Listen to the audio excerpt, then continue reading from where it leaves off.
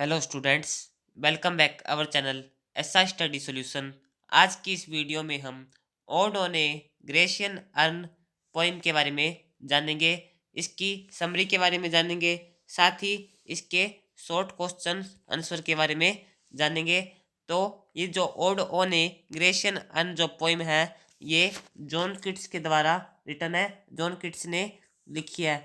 इस कविता का जो थीम है वो क्या है कि जो आर्ट है वो परमानेंट रहती है, जबकि जो लाइफ है वो परमानेंट नहीं होती, वो ट्रांजिएंट होती है, क्षणभंगुर होती है। मतलब मैन आते हैं और चले जाते हैं। और भाई दूसरी तरफ इस जो पोइम है उसमें कलश के ऊपर कोई आर्ट बनी हुई है, उसको दिखाया गया है और वो आर्ट सदैव रहेगी। और जैसे जैसे मनुष्य आएंगे वैसे वैसे उस आर्ट को देखेंगे। तो ये सब कुछ इस पोइम में है। बाकी आप ये क्वेश्चन करोगे, इनसे आपका सारा डाउट क्लियर हो जाएगा। आइए क्वेश्चन आंसर हम करते हैं। तो फर्स्ट क्वेश्चन है हमारा, व्हाट डज अर्न साइम्बोलाइज, यानी कि अर्न क्या साइम्बोलाइज करता है। ठीक है, तो the urn symbolises the permanence of art. The poet wants to say that art is permanent whereas life is transient, man come and go, what art remains forever। ठीक है, ये सब कुछ इस क्वेश्चन में है। सेकंड क्वेश्चन क्या है, which figure on the earn do haunt the poet. ठीक है, यानी कि कौन सी फिगर है जो पोइट को बार बार देखता है, पोइट उस फिगर को। तो देर आर ग्रीन ट्रीज। ठीक है, वहाँ ग्रीन ट्रीज है। A piper is playing on his flute, एक बांसुरी वादक अपनी बांसुरी को बजा रहा है। There is a lover who is about to kiss his beloved. ठीक है, वहाँ एक लवर है जो अपनी प्रेमिका को किस करना चाहता है। But their lips have not yet met. ठीक है, लेकिन उनके जो होठ है वो अभी नहीं मिलेंगे। These figures haunt the poet, तो जो ये फिगर है ये पोइट को बार बार देखता है, पोइट उन्हें। ठीक है, जो और थर्ड क्वेश्चन है वो है, how does the poet compare living human lovers to those carved on the urn. यानी कि जो पोइट है वो लिविंग ह्यूमन बीइंग को कैसे कंपेयर करता है जो कार्ड है अर्न के ऊपर, यानी कि जो कलश के ऊपर चित्रित है उनका, और लिविंग ह्यूमन बीइंग का किस प्रकार से पोइट है कंपेयर करता है। तो the lovers covered on the urn will always remains young. जो लवर्स हैं जो अर्न पर हैं वो हमेशा यंग रहेंगे। On the other hand the human lovers become old with in the passage of time. वहीं जो ह्यूमन लवर है वो ओल्ड हो जाएंगे टाइम के साथ। ठीक है, तो ये हमारा थर्ड क्वेश्चन था। इसका फिर फोर्थ क्वेश्चन है, एक सेकेंड इसको छोटा कर लेते हैं।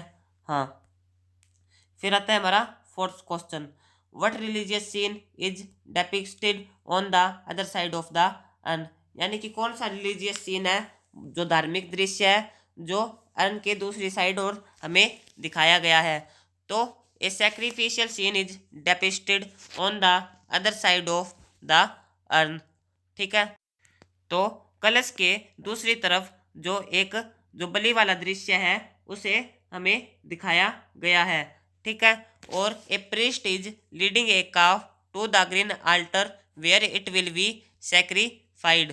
ठीक है, यानी कि एक पुजारी लीडिंग ए काफ, यानी कि एक बछड़े को ले जा रहा है टू द ग्रीन आल्टर। ठीक है, ग्रीन आल्टर के ऊपर, वेयर इट विल बी सैक्रिफाइड, जहाँ इसकी बलि दी जाएगी। तो ये वाला रिलीजियस सीन है जो दिखाया गया है अर्न के दूसरी साइड। ठीक है, फिफ्थ क्वेश्चन है हमारा, why does the poet refer to the urn as cold pastoral. यानी कि पोइट अर्न को कोल्ड पास्ट्रल क्यों कहता है। The poet calls the urn a cold pastoral because the people and pastoral scene on it are without life. ठीक है, poet urn को cold pastoral कहता है, क्यों कहता है, क्योंकि जो पिपल और पास्ट्रल सीन है इस कलश के ऊपर वो विदाउट लाइफ की है, उनकी लाइफ नहीं है, मतलब वो हमेशा रहेंगे। दे आर नॉट रियल, वो वास्तविक नहीं है। They are only depicted on the urn, वे केवल अर्न पर हमें दिखाए गए हैं। ठीक है, तो ये हमारे 5th क्वेश्चन था। अब इसका हम 6th क्वेश्चन देखते हैं क्या है। Explain the line heard melodies are sweet but those unheard are sweeter. यानी कि इस लाइन को हमें एक्सप्लेन करना है कि जो सुनी हुई मेलोडीज है वो तो स्वीट होती है, लेकिन जो अनसुनी हुई है हमारी सुनी नहीं हुई वो और भी ज़्यादा स्वीटर होती है। इसको हमें एक्सप्लेन करना है। तो कैसे करेंगे। The poet says so because unheard music create curiosity. ठीक है, पोइट कहता है कि ऐसा इसलिए कहता है क्योंकि अनहियर्ड म्यूजिक है वो क्रिएट करते हैं क्यूरियोसिटी को। We imagines that it would be ideal on hearing. हम इमेजिन्स करते हैं कि यह सुनने पर आइडियल होगा। So it seems to be sweeter than the heard music. ठीक है, तो ये 6th क्वेश्चन है। 7th क्वेश्चन क्या कहता है। Comment on beauty is truth truth truth is beauty. ठीक है, यानी कि हमें कमेंट करना है, टिप्पणी करनी है। जो सुंदर है वही सच्चाई है और जो सच्चाई है वही सुंदरता है।